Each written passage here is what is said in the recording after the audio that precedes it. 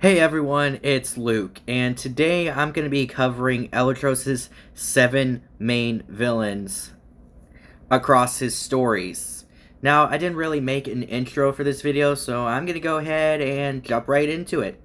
I hope you enjoy.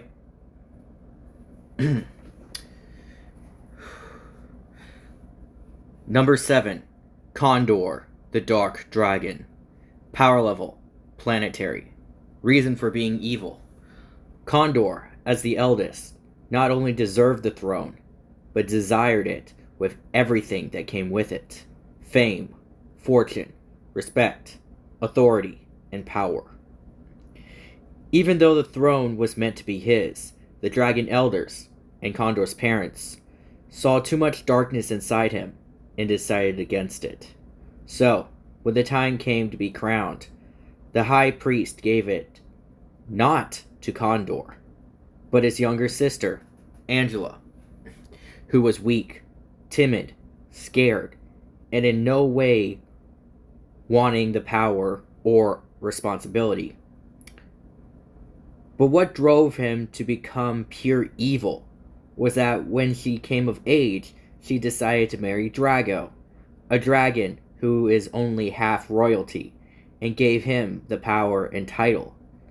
Enraged by this betrayal, Condor summoned a dark army and waged war against Eternia, nearly destroying it before Drago defeated him in combat.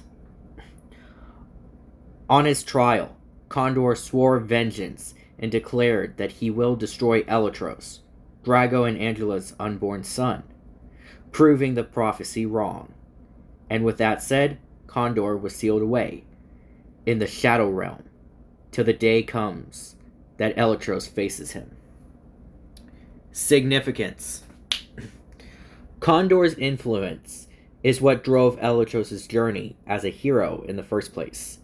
It was because Condor's influence that pushed Eletros to get stronger, to break his limiters, and rise to fulfill his destiny. However, the influence isn't all good. Whenever a point comes when Eletros feels ready to face Condor, he encounters a weaker villain that he struggles to defeat, realizing that he still isn't ready. This harsh cycle messed with his mind for so long that by the time of the great tragedy, being the War of Zorn, he broke down. Even after Eletros recovered, the pressure of being ready to fight Condor still got to him, to the point that he doubted himself halfway through the battle. Eventually, he was able to let go of all the stress and pain, allowing himself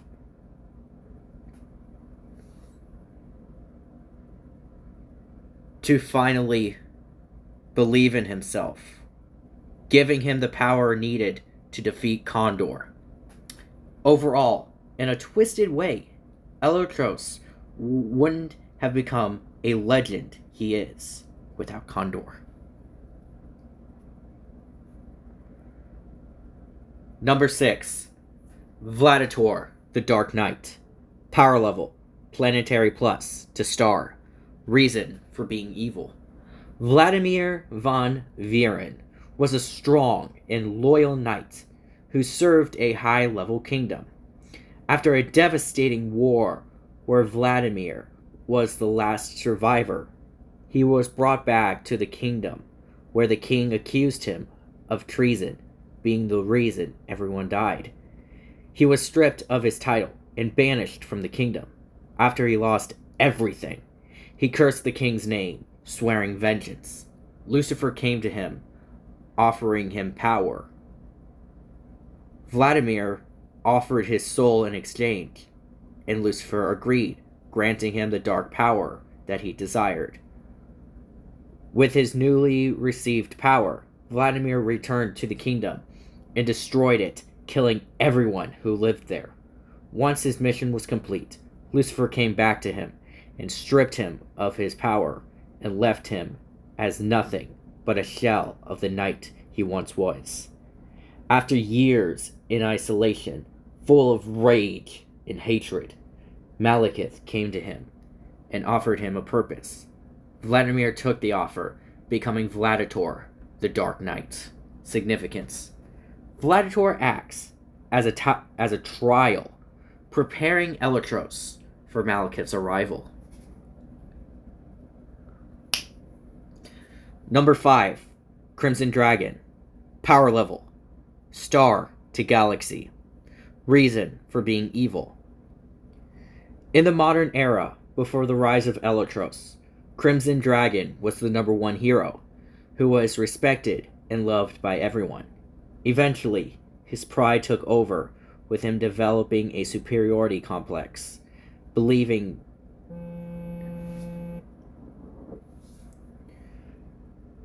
and some might even question a god complex, believing that everyone who is weaker than him is below him.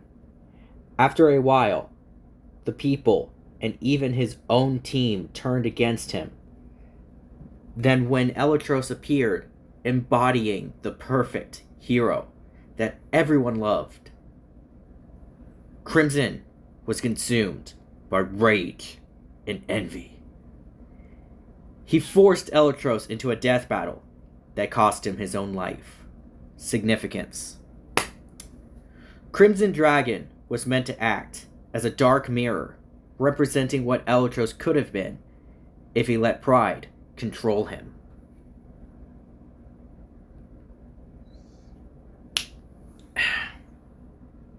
Number 4, Infinite. Power level: universal to multiversal. Reason for being evil. Marcus Nightshade was a prince of one of the highest kingdoms in the galaxy. He was loved and respected by everyone, but he knew it wasn't true. While his father is hard on him to mold him into the perfect prince, it's clear that he loved him, but not as much as his mother. When his mother got sick and passed away, it broke his father. The king couldn't look at him, for his silver hair and blue eyes remind him of his wife. Eventually, the king agreed to an arranged marriage for Mark with the Gemini princess, Rosalina. While they were friends, they never had feelings for each other. But over time, Mark did fall in love with her, but Rose never did. Then after Rose met Eletros, she told Mark about him, which sparked this anger and hatred for him. After meeting Eletros for the first time, Mark formed a rivalry with Eletros. Eventually, Rose couldn't stand how much Mark changed and broke off the engagement. Mark, now going by Marduk, swore vengeance and disappeared. After years of training, he returned to face Eletros and lost. In hatred, he searched for a power even Eletros can't defeat. That's when Malekith came and gave Mark the power he wanted, which gave him a dark, split personality. Mark returned and challenged Eletros to a serious battle that ended with Mark erasing himself from existence, where Mark himself ended up in the realm of the dead to suffer. The dark personality merged with the dark power, becoming infinite. Significance: infinite represents an endless hunger for power that is constantly growing stronger. No matter how powerful Eletros became, infinite returns matching that power level. Eventually, Eletros does gain a level of power that even infinite can't reach. Number 3, Dark Lord Malekith. Power level: omniversal. Reason for being evil: Malekith is different from the other ones before.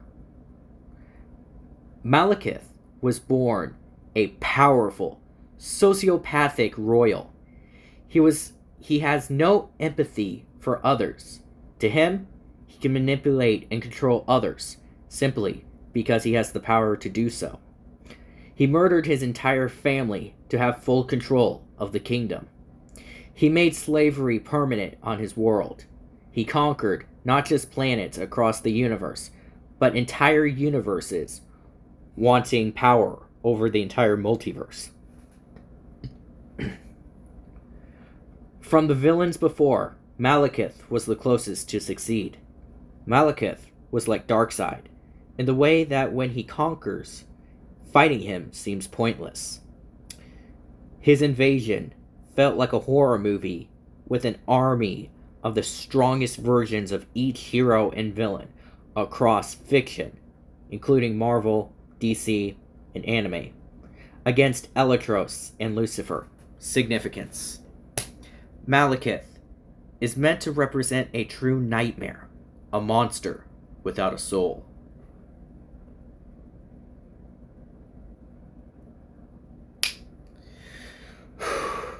Number 2. Dark Archangel Darax. Power level, outerversal. Reason for being evil. Damien Dark was born in the realm of the Celestials without any powers. He was an outcast, hated, abused, and overall treated like a monster. Eventually, he snapped, with his latent dark powers coming out, with him instantly murdering everyone in his school with black tendrils that came out of his back. When he finished, no one was left alive. Damien sat there in a room with blood and dead bodies everywhere. He sat there in silence and darkness with a sadistic smile on his face. He was then imprisoned for 5,000 years, until a general of the Angel Army offered him a position. Darax took the job and fought in the Angel Army against the demons. The longer he fought against the demons, the stronger the darkness grew. Eventually, he questioned the angels and turned against them, soloing most of them till he went head-to-head with Michael and lost. He was then judged, with him claiming that his actions were justified. Damien was then imprisoned, but his dark power wasn't. The power that slowly broke free from the prison became nightmares, with Damien becoming Darax, the Dark Archangel of Nightmares. Significance. Darax is an example that evil isn't born, but made.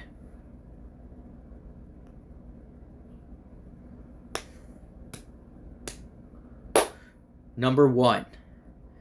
Lucifer, Morningstar. Power level, God level. Reason for being evil. Lucifer was once God's favored angel. He was the most beautiful and beloved, but his pride consumed him. He often wondered if he could be equal to God. This thought process twisted his mind, leading to his rebellion against heaven. After a fierce, close battle, Archangel Michael defeated Lucifer, banishing him from heaven. And just like the book of Genesis,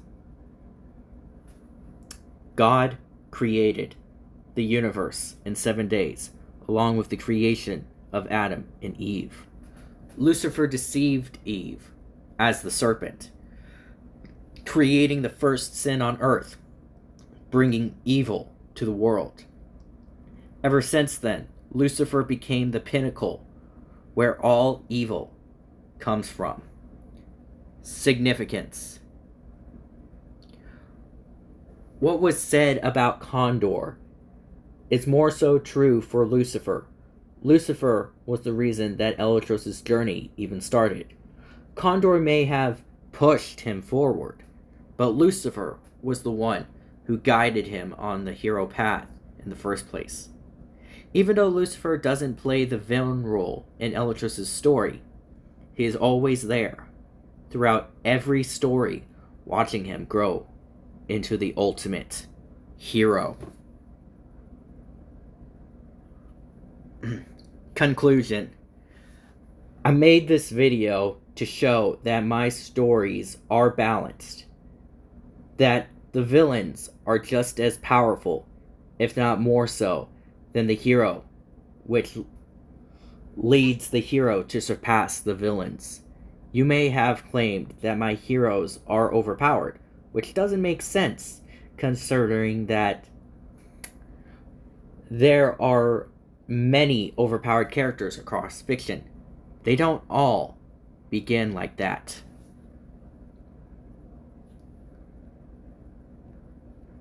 Yeah, okay. For example, Eletros started out as the weakest dragon in existence, to the point that he might not even be a dragon. He would be considered super soldier level at most. But throughout all the trials, villains, and tragedies, Eletros rose in power to become the most powerful hero, even being called the number one hero.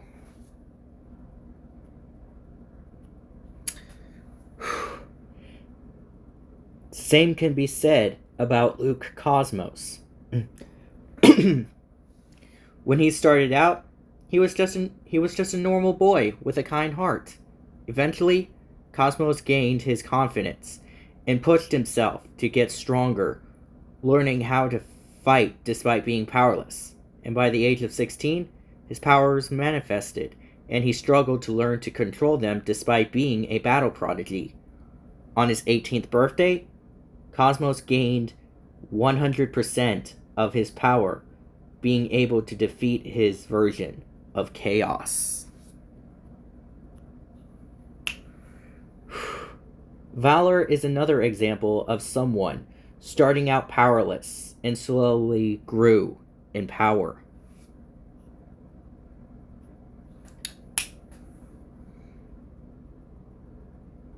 Zane X in Cosmic Silver, on the other hand, focused less on growing in power and more so on dealing with deep psychological trauma. Now that I think about it, Eletros deals with both, which is one of the many reasons I think he is a great character. Overall, you shouldn't judge a character without knowing the full story. Hi. So that was my introduction into the 7 villains, and, well, my conclusion. I hope you guys enjoyed that, and I hope you guys understand what I was trying to get at with this video. If not, I can simply make more videos if I'm not getting my point across. But feel free to comment. Yeah, leave comments telling me what you think. Do you like these villains, or do you think they need to be edited in some way? Anyway, I'm done here. I'm done with this video. Thank you to anyone who will watch this. Please like, comment, and subscribe, and I'll be back soon. Thanks. Bye.